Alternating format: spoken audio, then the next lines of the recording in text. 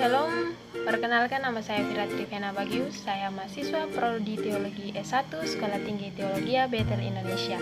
Dan pada saat ini saya akan mempresentasikan atau membahas salah satu materi hermeneutik, yaitu tentang prinsip penafsiran umum. Selamat menyaksikan. Terlebih dahulu kita akan melihat beberapa hal yang berkaitan dengan prinsip-prinsip penafsiran umum. Nah, prinsip-prinsip penafsiran umum ini berkaitan dengan beberapa analisis dalam penafsiran Alkitab. 5 analisis yang pertama yaitu ada analisis historis, yang kedua ada analisis konteks, yang ketiga ada analisis bahasa dan sintaksis, yang keempat ada analisis sastra, dan yang kelima ada analisis teologi. Dan kelima analisis ini akan kita bahas satu persatu selama beberapa menit ke depan. Kita mulai pertama dengan analisis historis. Nah, dalam analisis historis dijelaskan bahwa penafsir modern akan mengerti maksud sesungguhnya dari penulis-penulis kitab jika dia mengetahui sejarah dan latar belakang dari kitab tersebut. Dan pada hakikatnya setiap kitab adalah unik, meskipun kita temukan di dalam satu kitab atau beberapa kitab memiliki penulis yang sama. Misalnya 5 kitab Musa, Kejadian, Keluaran, Imamat, Bilangan, dan Ulangan. Meskipun penulisnya sama, tetapi kitab-kitab ini memiliki penekanan sendiri atau dia memiliki sesuatu yang unik atau tidak sama. Kemudian kita akan melihat ternyata dalam penyelidikan sejarah dan latar belakang ada beberapa hal yang harus kita perhatikan. Yang pertama yaitu penentuan penulisan kitab dan pembaca pertama, kemudian yang kedua tujuan penulisan kitab, dan yang ketiga adalah tahun penulisan kitab. Nah, Alkitab itu ditulis berdasarkan sejarah atau fakta. Namun, sejarah itu tidak bisa ditulis tanpa presuposisi dan penafsiran. Kemudian dalam analisa historis juga dijelaskan bahwa Alkitab itu dia memiliki sifat khusus sehingga isi Alkitab mungkin sangat berlainan dengan keadaan lingkungannya. Di sini saya mengambil contoh misalnya Rasul Paulus. Nah, pada zaman Paulus posisi wanita itu sangat hina, tetapi Paulus tidak memandang itu atau tanggapan Paulus tidak seperti itu.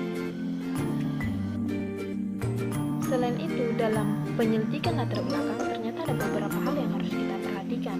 Yang pertama yaitu unsur geografis, yang kedua unsur waktu, yang ketiga unsur agama, yang keempat unsur politik dan ekonomi, dan yang kelima adalah unsur kebiasaan atau kebudayaan.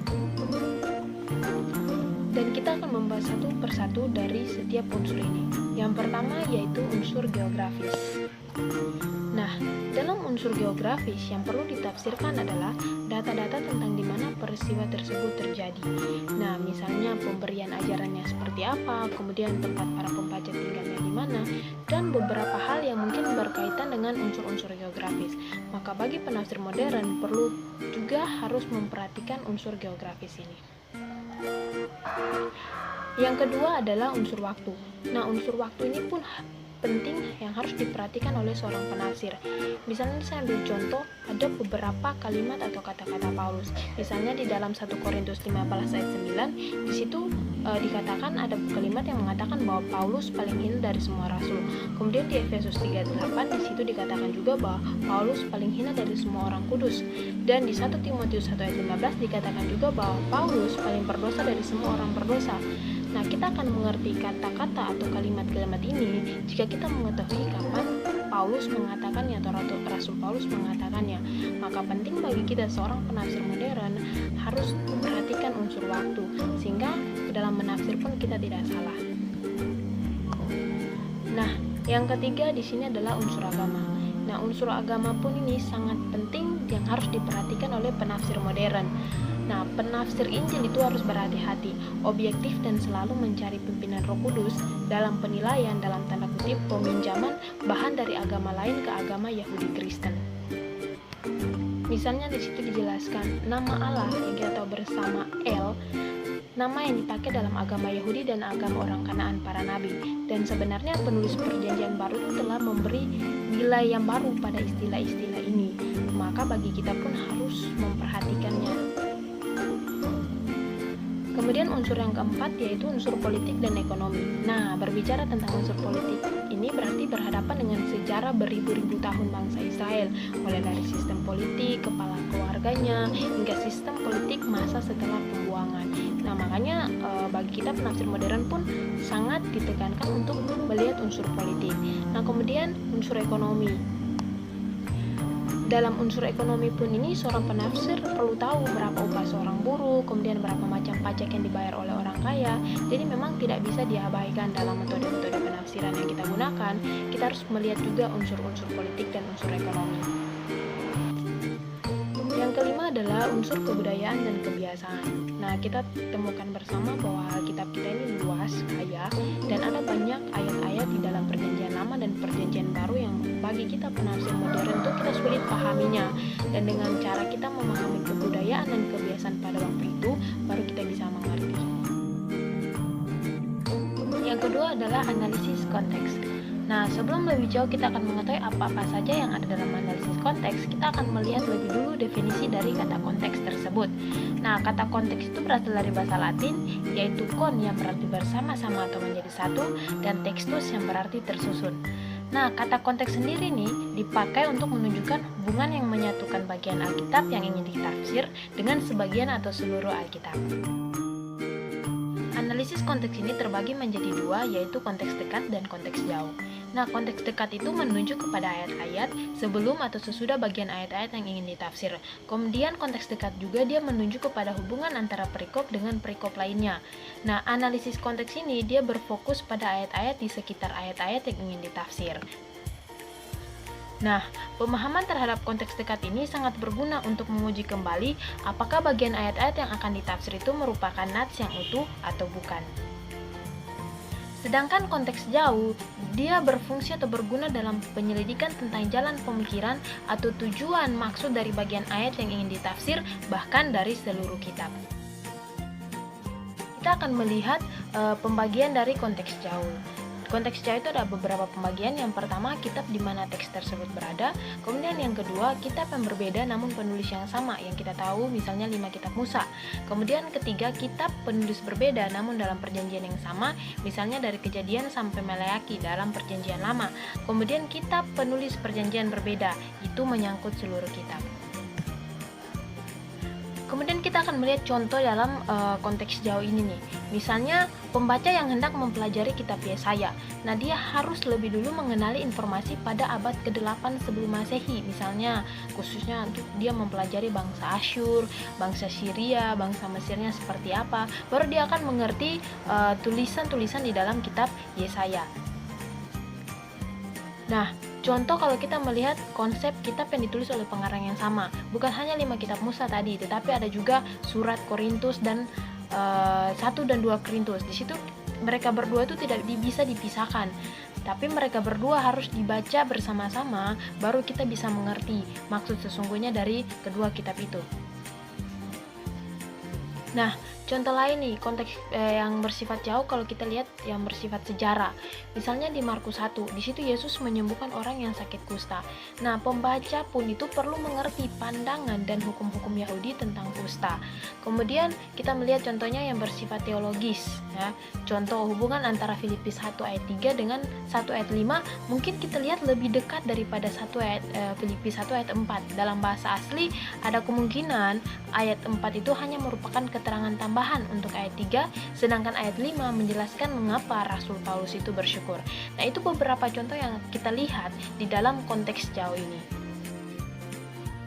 Yang berikutnya adalah analisis tata bahasa dan sintaks atau sintaksis. Nah, analisis tata bahasa ini juga penting. Kenapa?